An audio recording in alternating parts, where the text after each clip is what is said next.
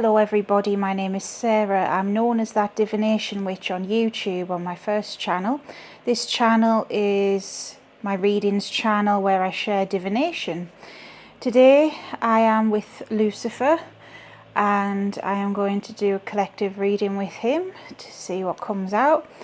Now, before we get into it, you can find my main channel and all my other links in the description. Any decks that I use, I will name it in the description as well. I do offer personal readings, and that is again in the description. Lucifer, I want to explain this for anybody, but he isn't just a left-hand path deity. He isn't just a demon. He isn't just a fallen angel. He is much more than this. He is phosphorus. He is the light bringer. He is the divine masculine. He is the true light, the light that doesn't lie. He was demonized. He used to be a Roman god. Yeah, it's a thing.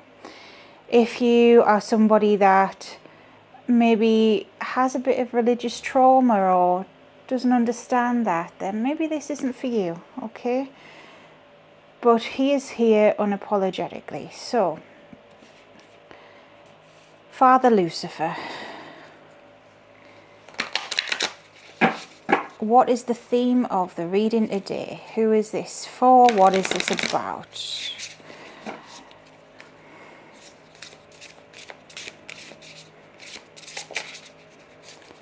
The truth. The truth will set you free.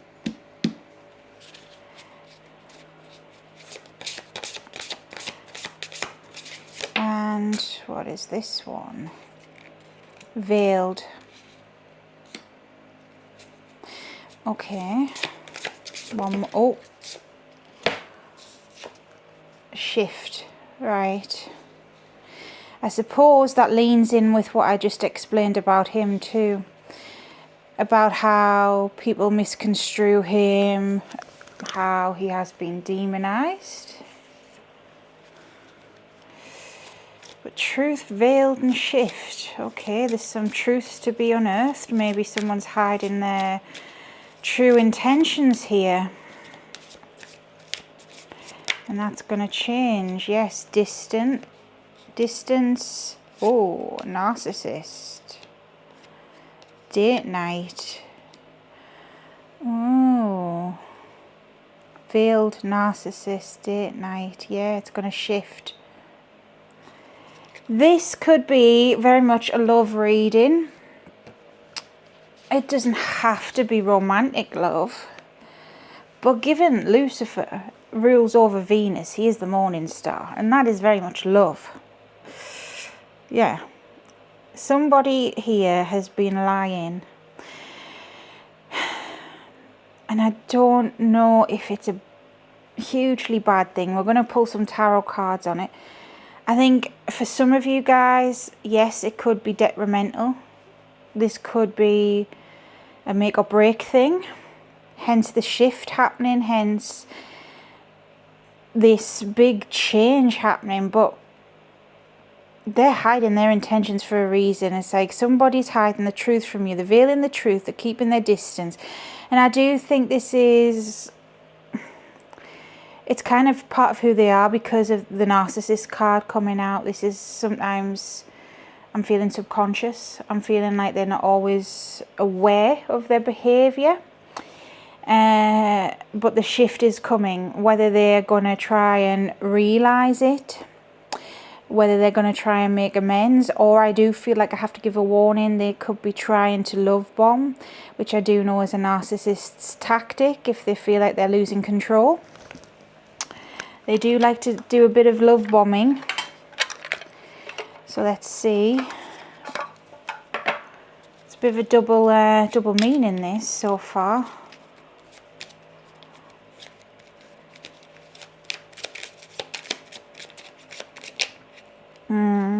Two of Cups, Ten of Cups. This is somebody that you feel is family. This could be like a husband, a wife.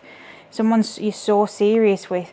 Like I say, it doesn't have to be romantic, but I am picking up this strong connection of romance with this Two of Cups as well. Two of Cups is love and romance and connection. Ten of Cups is family, security, stability.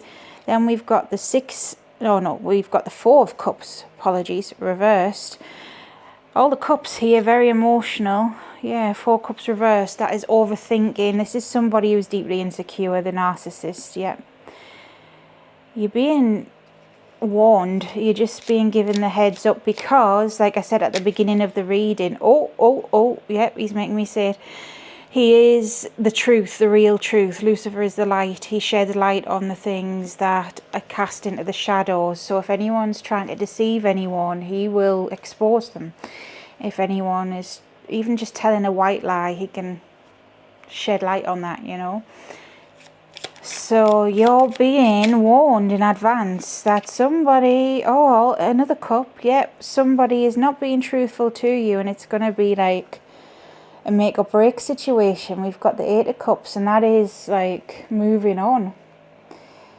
You've been lied to that much that when this comes out, it's going to really hurt. And this is where the shift is going to happen, because the veil is lifted, the lies are exposed. They're going to try and make up for it and apologise and all of this. But I feel for some of you that's genuine, but some, and to be honest, most, probably not. Hence the love bombing. And then it's up to you. Will you stay with this person or move on? Eight of Cups suggests moving on here. We've got the World reversed. Yeah, this person can't give you what they promise. It's emptiness, empty promises, empty words.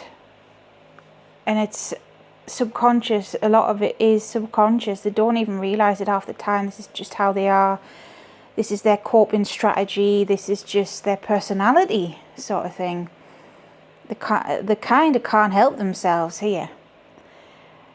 So you're never going to have what you truly want, either of you, to be honest.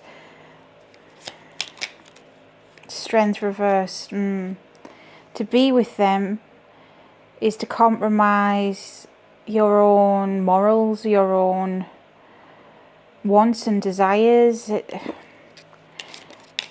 wishful thinking. Three of Cups, friendship. Lean on those connections that mean the most to you. Friends, family who are there for you. But perhaps you guys could be better off as friends as well. Just saying. It doesn't mean this person, if they are narcissistic, look, it doesn't mean that they mean to do it. I'm not excusing that sort of behaviour. I do feel narcissist as a term is overly used and wrongly used a lot in social media. People have kind of forgotten what it means. It's not just someone being an a-hole, and it's not always conscious as well. It's a mental illness sometimes. People cannot help it. They do not understand they're doing it sometimes. So it's very much a case of, look,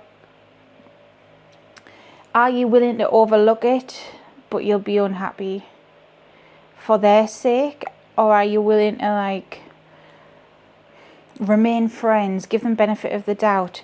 But I do feel something needs to be done here. Queen of Flowers, which is Wands within this deck, and the Queen of Wands is nurturing, kind and caring. You are an empath.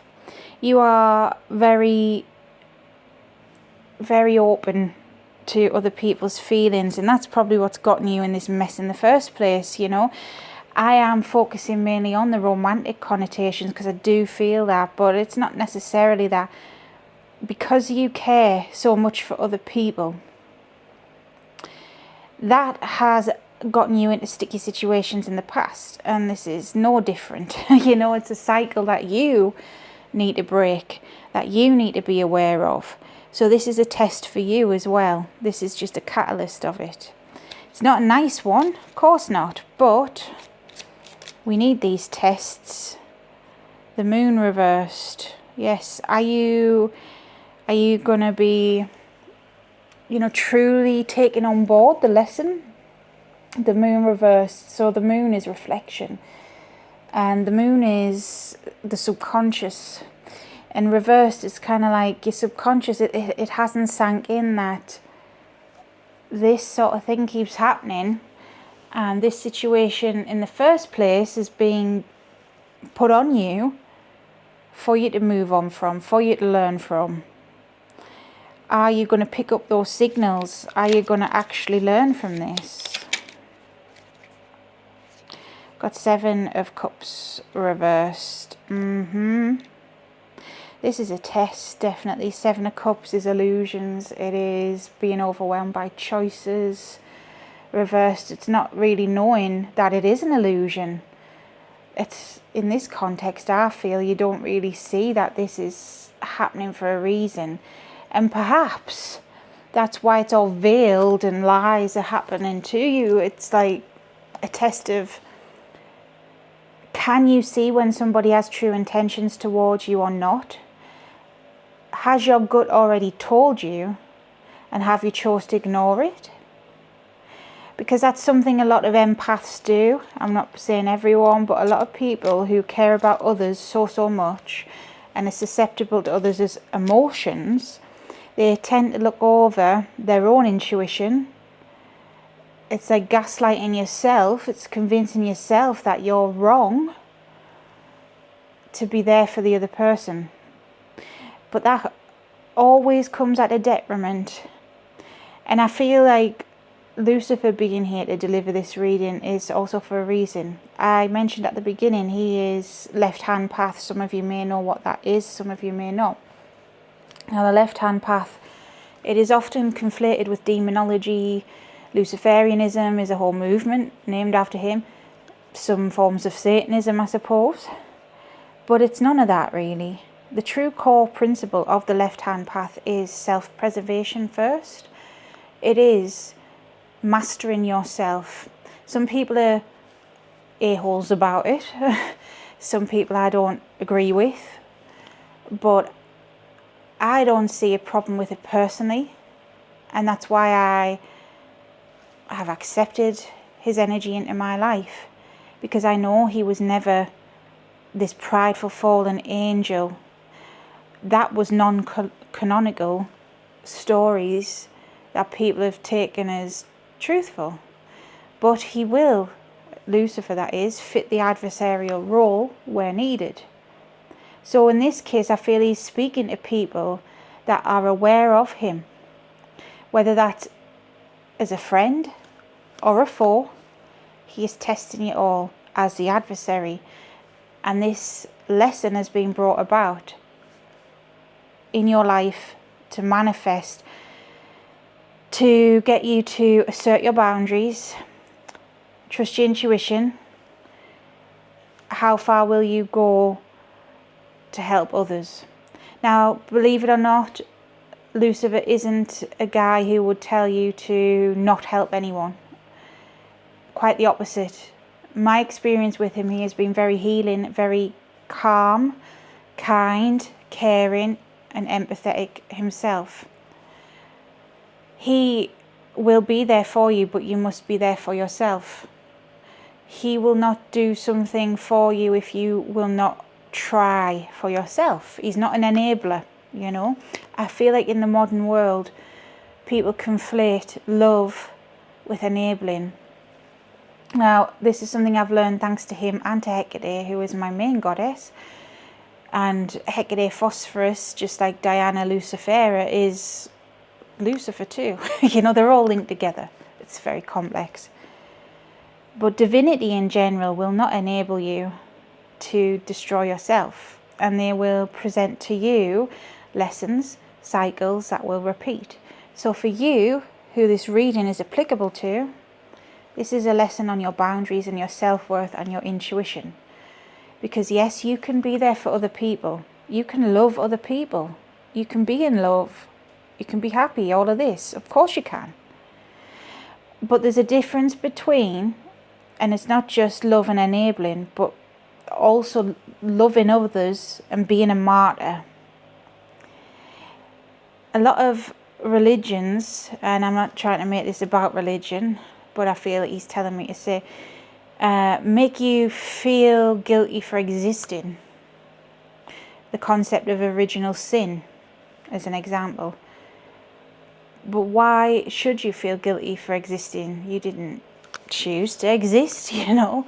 Why shouldn't people be proud of themselves and look after themselves? See, there is a fine line between, again, being proud of yourself and looking after yourself and out for yourself, but then being a narcissist in that way. So this is all about balance. And for you, you're kind of on the back foot here. You've got this connection with this person. You love the bones of them, whether that is romantic or not. They are hiding their true intentions. They are being hurtful. Will you sacrifice yourself for them? Or will you stand your ground? And standing your ground doesn't mean you need to be an a-hole. Obviously, where it's deserved. But even if you are amicable and you become friends and go your separate ways, are you going to put your own needs, before the needs of others? Or are you going to be self-sacrificial and a martyr again, and then the cycle repeats because you haven't got a firm boundary? Even if this person and you break up or lose contact or whatever, you will have a lack of boundaries and attract those same sorts of people to you. And therefore the cycle will repeat. And I speak from experience with this, because I have been this person who has been used time and again by friends, by exes, stuff like that. I understand. It is not easy, especially when you want to help people. But as the age-old saying goes, you can lead a horse to water, but you cannot make them drink. And this is the bitter pill I have had to swallow, and I feel I have to share it with you. I feel Lucifer wants me to share this. It is not your responsibility to heal other people like this. Yes, you can aid in somebody's healing, you can help them, but if somebody isn't willing to help themselves, it's not your responsibility, okay? As for the person in this situation that is being the perpetrator, that is the veiled one, you could say, this is a lesson for them too. Of course, the term narcissism, I've used that, and like I've already said, it can be overused, yes. But even if this person isn't a narcissist, or even if they have got a narcissistic, disorder, they can still make steps to be aware of it. They can still take steps, not make steps, to be aware of it, of triggers, of things that may set them off, of why they are the way they are, even if they can't cure it per se, even if they can't help it. Be more aware, be more mindful. And that is their progression, and that is their journey, and that is their responsibility to do for them, not yours, okay? So I feel that was the message. I feel it's right to wrap it up here. Thank you so much for being here. Thank you to Lucifer for helping with this message. Like I say, he is the morning star. He rules over the heart. Venus, he gets it, That's how I feel. All right, so we're going to end this one here. If you liked it, if it resonated, please, hit like, leave a comment, subscribe. It helps this channel grow. If you want to get a reading from me, it's all in the description. I'd appreciate it. And yes, thank you for being here. Take care, everybody.